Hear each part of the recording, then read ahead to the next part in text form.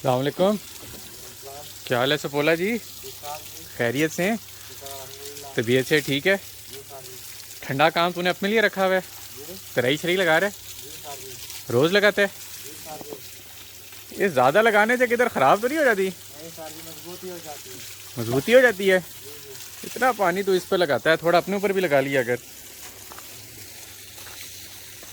ना भाई, किधर है वो कैमरे में आने वाला शौकीन? वो कोने में। तू भी थोड़ा थोड़ा लगता है मुझे। क्या हाल है? ठीक हो? खैरियत से हो?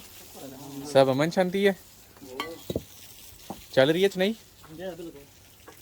कितने दिनों में मुका दोगे?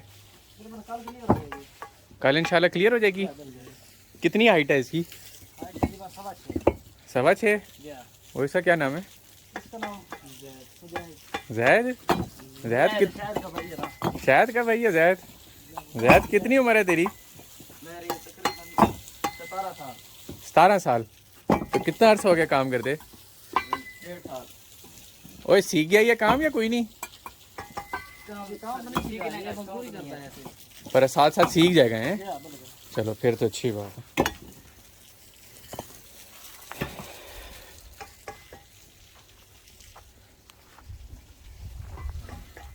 एक किचन हो गया ना तुम लोगों का? और ये वॉशरूम और अलमारी और ये इसके साथ बेडरूम है।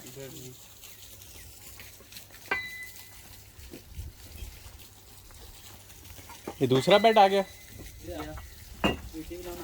ये लाउंज आ गया। वो पोर्च और वो ड्राइंग रूम। ठीक हो।